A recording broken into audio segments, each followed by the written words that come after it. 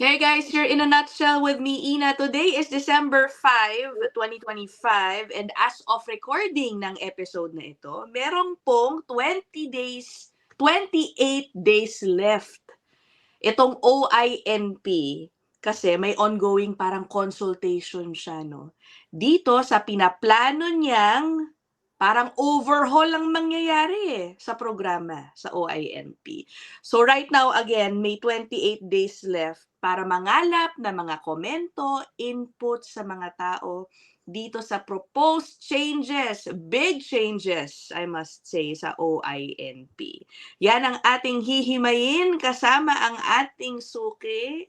Welcome back, Dayanara M. Puerto Rodrigue. Ayan, okay. Ang kanyang email ay nandyan sa baba. Okay guys, again proposed changes ito at nangangalap nga ng inputs. But usually pag ganito, Dayanara, do you think yung planong ipapag-uusapan natin ngayon could be altered significantly pa from this format? Anong palagay mo? Definitely, miss. Definitely. They will have to. They will have to. Kasi if you read it, there are a lot of parts that are still very vague for me. Like, parts where kung ako yung, kasi if you put ourselves in the position ng OINP, it will be very hard. Oo, no? Yes, kasi what you want when you're creating programs like this, you want it to be as objective as possible. You want it to be as fair as possible.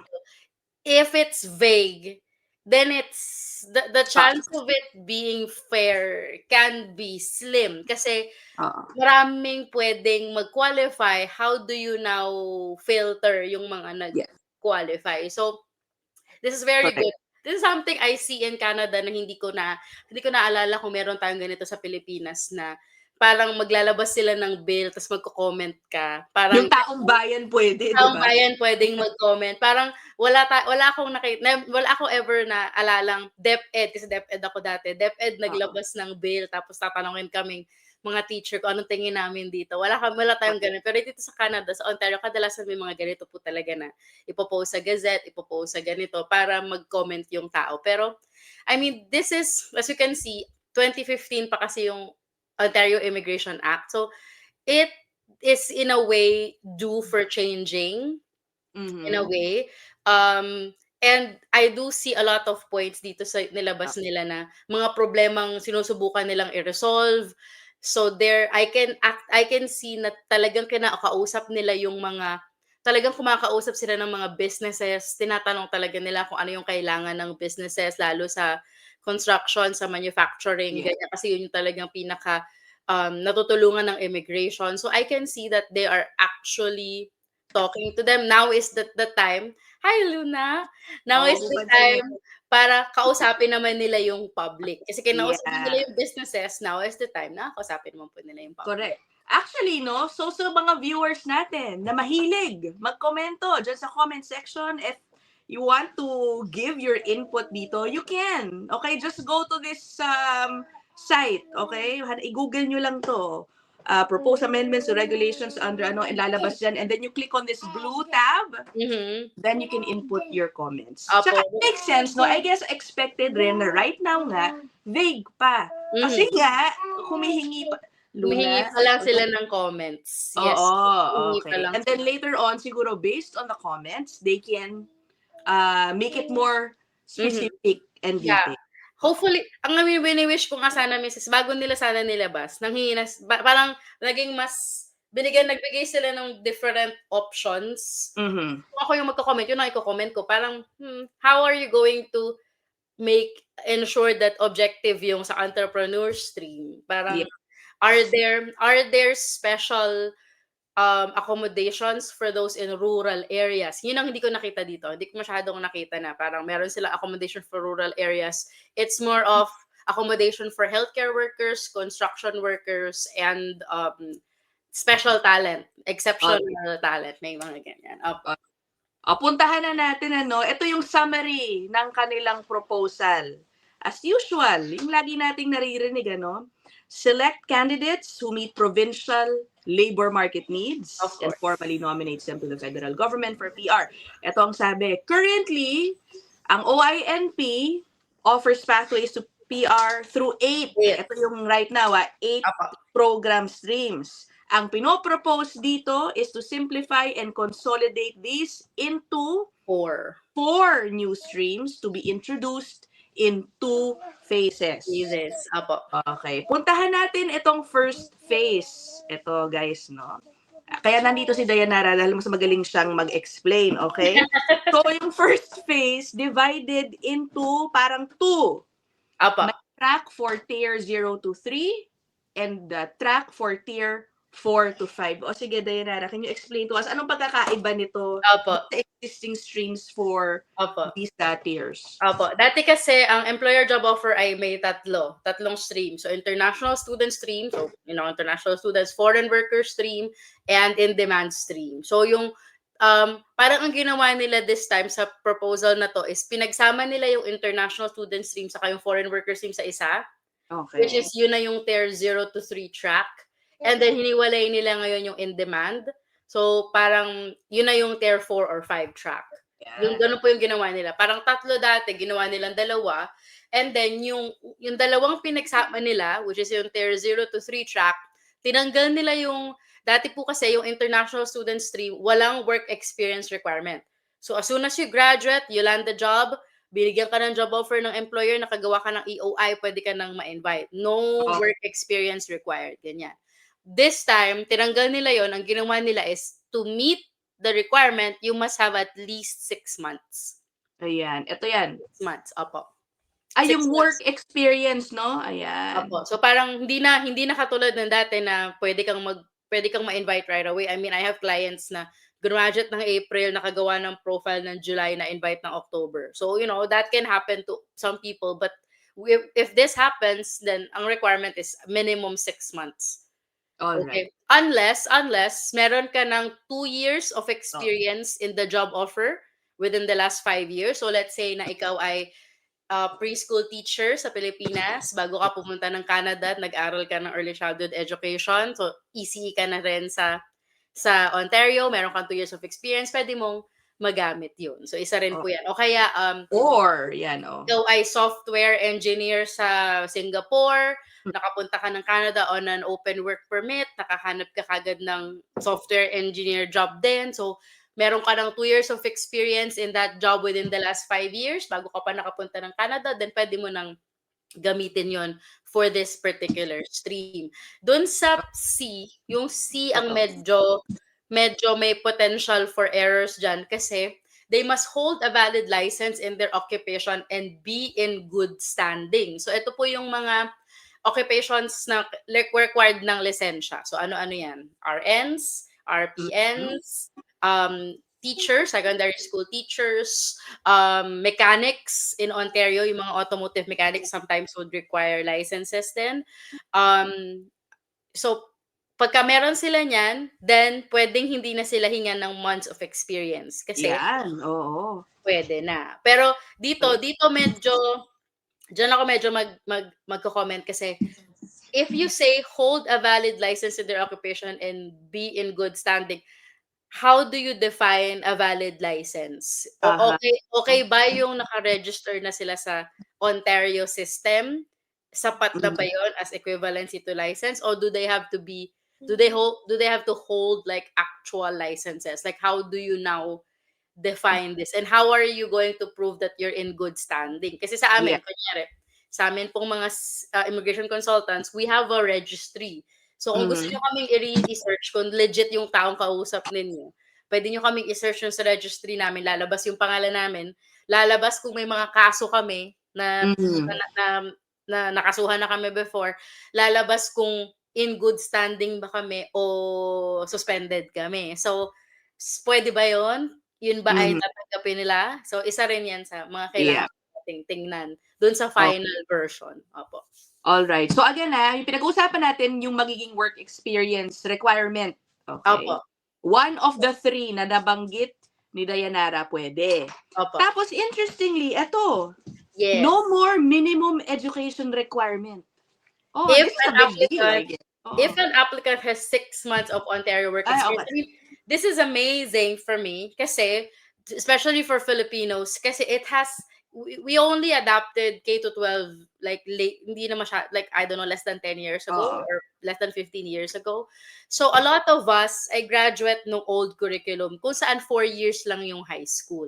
Dito Mhm. nagkakaroon ng problema yung mga kasama natin, mga kababayan natin kasi pagdating nila sa Canada na sila ay high school graduate sa Pilipinas na old curriculum, hindi nila nakukuha yung secondary school level na minimum requirement for a lot of the Oo. pathways, ganyan. I Alright. actually have a friend who had silang mag-asawa, they had to move to Newfoundland kasi Mhm.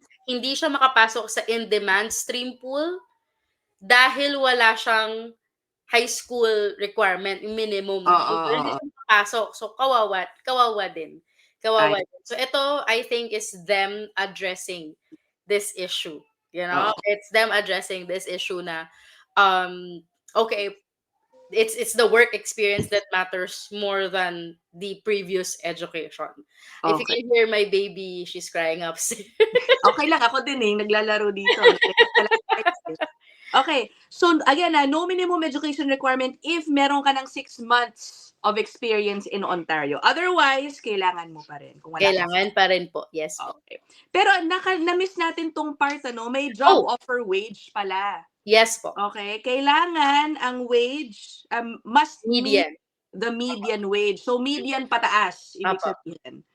Yeah. Okay. I mean, this is the one that they adapted from the old one. Kasi ganun din to eh. Yung sa OINP International Student Stream, low wage din yung pwede. So, it's not very different from the old rules. Ito Oo. yung inadapt nila, parang copy-pasted from from the existing version to the proposed versions. Oo. Except pala kung ikaw ay graduate ng Yes. from an eligible Ontario institution Ontario within the past 2 institution. years, Yes po. may qualify with a job offer na low wage. Yun lang Apo. ang papayagan nila pala ng low wage. Ang ipo-point ko dito, miss, is you have to be a graduate of an Ontario institution. Kasi dati, yung OINP International Student Stream, tumatanggap sila ng graduates from different provinces. So may listahan sila ng Okay. colleges and universities from different provinces. Pwede ka pa din kung may job offer ka sa Ontario. Let's say, Okay. graduate ka ng Alberta, punta ka ng Ontario, pwede pa rin. But this time, it's only reserved for Ontario graduates. Alright. Yan tapos na tayo sa mga tier 0 to 3. Yes Ito, po. marami nag-aabang. Interesting Yeah, So, very. merong stream 4, tier 4 to 5. At ang nakasulat dito, all tier 4 and 5 NOCs would be eligible and draws would be focused on labor market needs and program priorities. All! That's a big term. Very big. Very big. So that Oo. means, dati kasi po karamihan ng nasa in-demand stream. Ito yung parang in-demand stream eh. Ito yung parang variation nila sa in-demand stream. Dati yung in-demand stream more of manufacturing, food processing, construction related occupations. Farm, meron yung sa agriculture, merong isa sa healthcare which is 44101. This time, all tier 4 or 5. So that means kasama yung mga nasa sales and service. That means kasama Retail, yung yung mga ganyan, business, kasama yung nasa retail, kasama yung nasa hospitality, kasama yung nasa tourism. So, but the big issue is, for me, draws would be focused on labor market needs and program priority. So, what does this mean? Parang contradicting no? Yes, parang how can you now, this is one of the parts na kailangan nila i-clarify. Like, how can you now say that all tier 4 or 5 NOCs will be eligible if you're going to draw based on still labor Exactly. market needs, diba? How are you going to do this? Baka ang pwede nilang gawin, Miss, is, for example, there are areas in Ontario that rely heavily on tourism. One of those areas would be Niagara Falls, the Niagara region. Baka magkaroon sila ng specific draws for tourism and hospitality workers in those cities or regions na kailangan nila. So ano-ano yan? That would be the Muskoka region, 'di ba? That's talagang tourism spot. The Niagara region, that's a tourism spot. London, for example, our city is not really in tourism. We are more of manufacturing and food processing. So baka ganon. Baka by region, based Oo. on what that region needs. Ganyan. Hmm. This is Oh, addressing siguro employer nagkaroon ng talks with employers in different regions na you're neglecting us. You're aha. losing workers kasi you're neglecting us. Parang Oh, ganyan. Opo. okay. At nakasulat dito, kung Tier 4 and 5 applicants would be required to meet, merong language requirement, and have 9 months of work experience in the job offer. Very similar. Very similar Ayan. with Alright. internet. Yes po. Okay. Tapos ito, nabanggit kanina ni Dayanara, no? Consideration is being given to creating a pathway for construction Yes. trades workers where union support could be used to validate work experience as an alternative to a permanent full-time job offer. Iba rin to. Yes po. Yes po. Oo, Actually, okay. this is addressing yung naging issue dun sa skilled trade stream. Kasi yung skilled trade stream, kinancel nila, they returned all applications because of fraud. And Oh, I think it's because of fake fake job full-time offer. job offers. Yeah. Oo. This time, they're addressing it na, okay, so we are not going to just look at permanent full-time job offers. We will consider those na members ng mga unions, and if they wanna, Mhm. kumbaga, unions will now have a chance to to help a person be nominated to keep Yeah. certain talents. Yes po. Okay. So that's the first phase, guys. Okay? Yung tier 0 to 3, tier 4 to 5 track. Punta ngayon tayo Pag sa tinignan phase. po, wait Oh, lang po, is pag tinignan po go. natin yung after nun, the ministry could use the stream Ito. to invite applicants by region, by occupation, or other criteria to address pressing employer labor. This is, in a way, amazing. Kasi Mhm.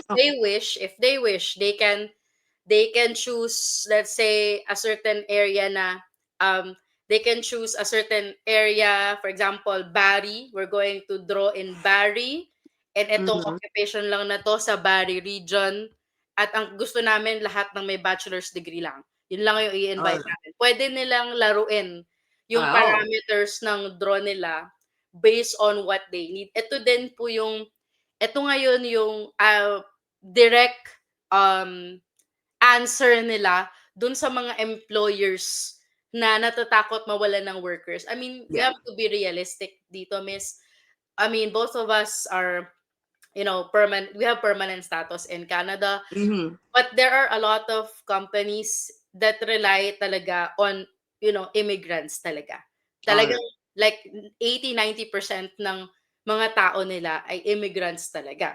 So, Mhm. I Mhm. mean, this is the reality, and the province will have to help, Aha. these companies din na hindi sila mawalan ng 80-90% ng workforce nila. We have to be realistic on this. Yeah. Very flexible ang magiging dating ng OINP Like dito sa extreme power, if you look at it, yeah. like they're given really specific extreme Oh, powers din. Yes po.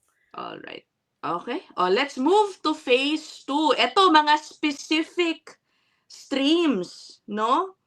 Oh, in the second phase of OINP redesign, the ministry is proposing to introduce 3 new streams. Tapos, i-decommission. Ibig sabihin, isa-scrap, okay? Yeah. Goodbye na sa existing program streams that no longer reflect key priorities and labor market needs. Correct. Under this, medyo you have a clear picture of what OINP What they wants to want. prioritize na talaga. Healthcare stream, entrepreneur stream, ito medyo vague, ano? Exceptional Exceptional talent. talent stream. Ano kaya ang exceptional talent stream? Yeah. Tulad dito, unique and exceptional talents. Okay, Diba? mamaya And yan. pwede Sige. pwede tayong mag-speculate dyan, Oo miss. nga, ang hirap. Ang daming pwedeng unique and exceptional. Okay, puntahan natin tong sa healthcare Yes stream. po. Yes po. Yeah, who would benefit from this? Mostly, ano ba, RNs, I guess. RNs, Oo. RPNs, physicians, Yan. ganyan. Kasi I think a lot of people would agree with me na one of the main issues na hinaharap ng mga nurses natin dito sa Ontario ay full-time workers sila. They have 30 hours per week. Nasa hospital setting sila. Pero hindi tumutulong yung employer sa OYNP kasi ayaw nung hospital ilabas yung finances nila. Oh, Malaki, okay. malaki. So, marami tayong kasi hospitals are usually under public offices. And if they sponsor someone sa OYNP, hihingan sila miss ng, kanilang mga tax information, income I see. information, and they don't wanna divulge these. Kaya hindi sila nagsusupport kahit na kailangan naman talaga nila yung RN na Yeah. empleyado nila. So, eto yung paraan para ma-address yan na Oo, they ito, would provide a pathway for applicants na merong valid registration, pero hindi na nila kailangan magkaroon ng job offer. Hindi na nila kailangan Oo. ng employer na tutulong sa kanila kasi these are exceptional people kasi they have the skills and the training that we need, Oo. 'di ba, for our healthcare system. Yes. Basically, kunyari na naasikaso mo na yung pagpapa-register mo sa CNO in Yes po. Ontario, hindi mo na kailangan ng job offer, meron kang pathway to PR. Meron kang pathway. So Oo. ang biggest question ko dito is would they be open to PSWs? Kasi marami rin sila, Uh-huh. 'di ba? Would they be open to PSWs? Will they be including dental assistants, for example? Kasi Uh-huh. sa lahat ng provinces, Quebec at Ontario lang yung pwede kang maging dental assistant kahit hindi ka rehistrado.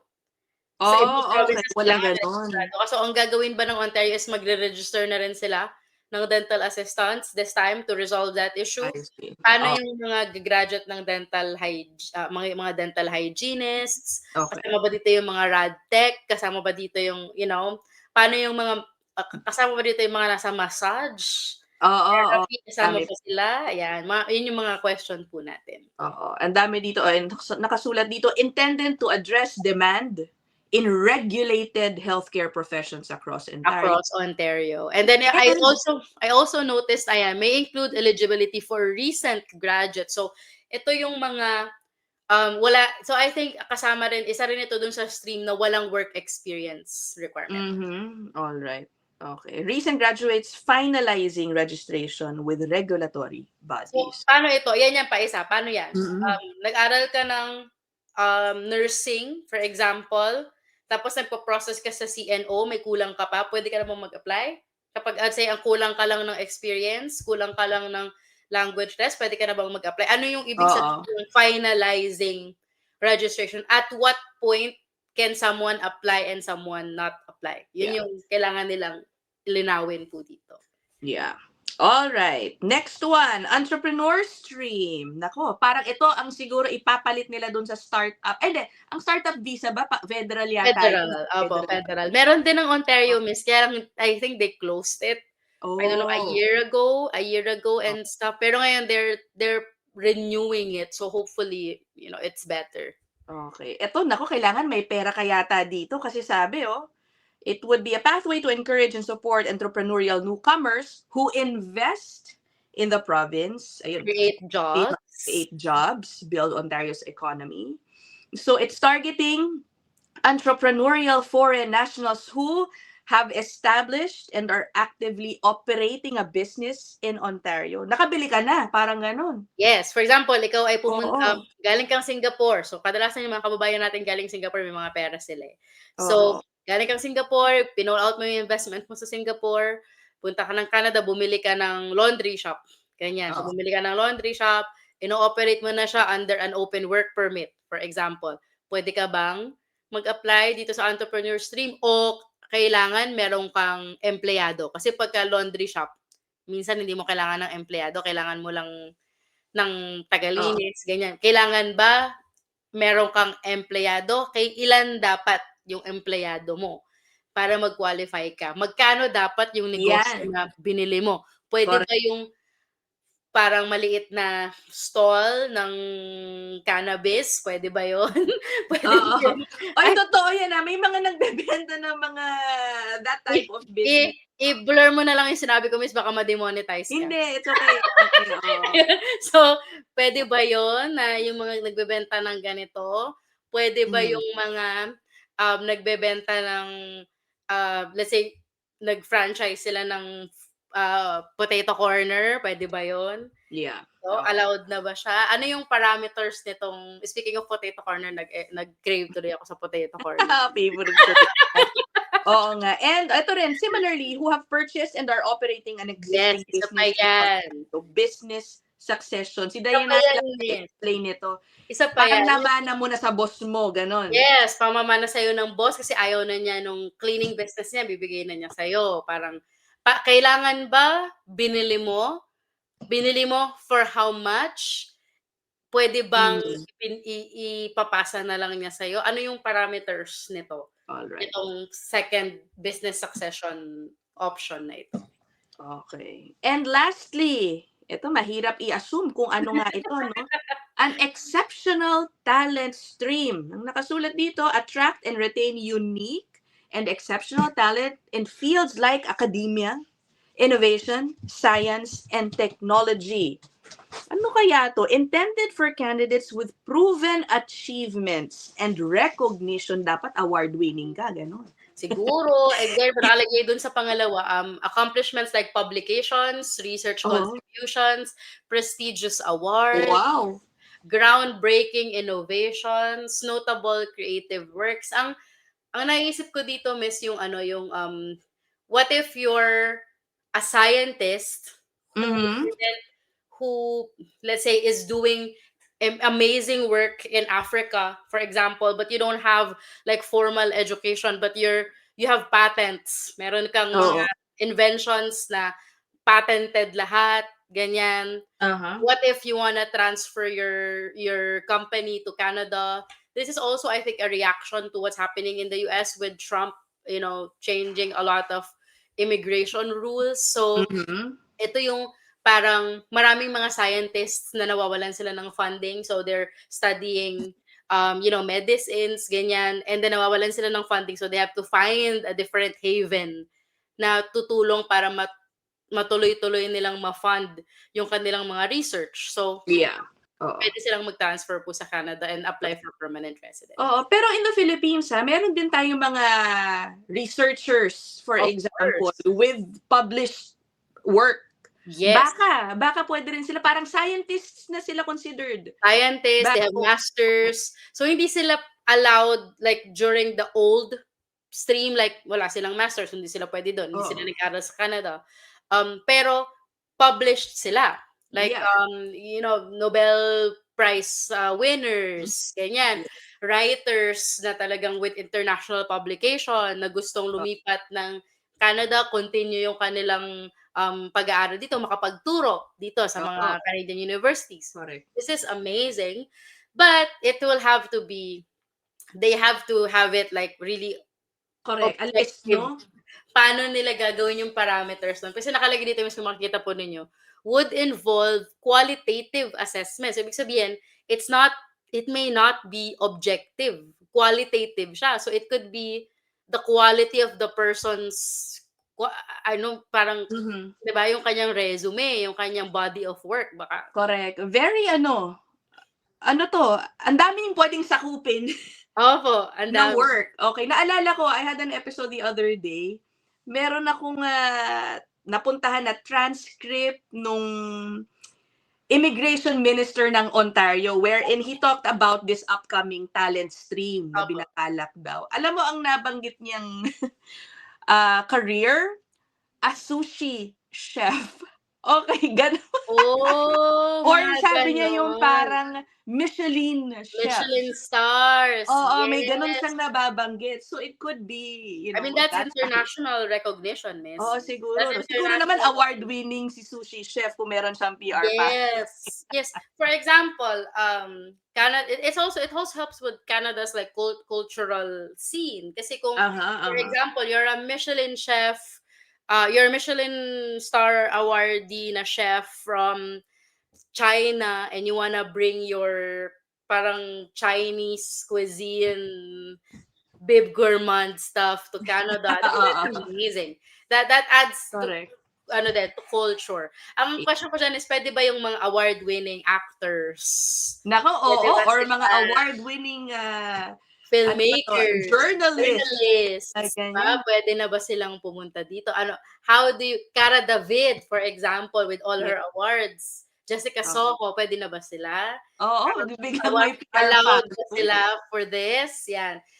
Isa rin Oo, pong tinitingnan ko is yung sa innovation, science, and technology. So, are we going to attract the likes of like Mark Zuckerberg na oo. hindi sila graduate, drop out sila, pero meron silang company na establish nila, na gusto nilang dalhin sa Canada, yung ano, parang are we going to look at like Elon Musk types na baka ayaw na nila sa bansa kung nasaan sila. Like for example, the US gusto na lumipat. So, Yeah, these are options. correct. O yung So mga Pulitzer Prize ano, awardees, right? awardees, ganyan, Mhm. yung mga naka-discover ng ganito, those who are at the top of their game when it comes to artificial intelligence, ganyan. So, Yeah, I think this will be amazing. oo, However, it will have to be really objective in a way para hindi tayo maging unfair dun po sa mga nag-a-apply. oo. Okey, so yan ang main proposed changes sa OINP as I mentioned earlier. Humihingi pa po sila ng feedback sa taong bayan. Puwede kayo yung nanonood, okey, puntahan niyo 'to and click on that blue tab at the top, ayan, and you And can give your provide inputs. provide your input. Also, nanghihingi din po sila ng input tungkol dun sa bagong nilabas na employer portal. Mhm, Kung employer kayo or meron kayong feedback na we are having difficulty on this aspect, you can inform them about it. So this is really, for me, is an amazing thing that we can oo, tell them na may problema kayo sa ganito, ayusin niyo, ganyan. It's really a correct. good thing. Oo. So you have until January 1st, 2026 to provide your inputs, I okey? think this will take time. Overall, Honestly, ikaw, do you like the idea, at least yung starting point nila, opo, dito sa changes? Mas opo. madali, mas Mhm, upfront, oo. mhm. Some aspects of it, I do think na merong mga ilang programs na kailangan naman talagang iayos. Mhm, Um, I like the system now a lot. mhm, I like that my clients who are in rural areas are getting a lot of opportunities mhm, na makapag-apply. I like that healthcare workers are being prioritized because their job is, I'm married to a healthcare worker, so I know mhm, how difficult it could be.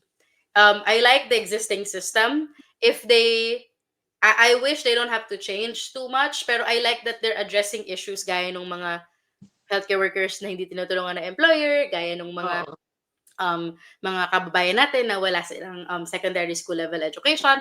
I like that they're definitely addressing those aspects of it. And hopefully, mas pag lumabas po ito, I think it's gonna take time, honestly, kasi masyado, they will have to overhaul the entire it is an OIT system, overhaul. and they will have to change. This is like the portal. This will take time. I would say Oo, siguro the earliest they would probably release this is 2027. I think oo, the status quo would remain in uh-huh, 2026, and then they would probably change this in 2027. I think, yeah. oo. But alam mo, ewan ko 'no, minsan iniisip ko like what happened dun sa skilled trade stream, bigla na lang one day, oops, binalik.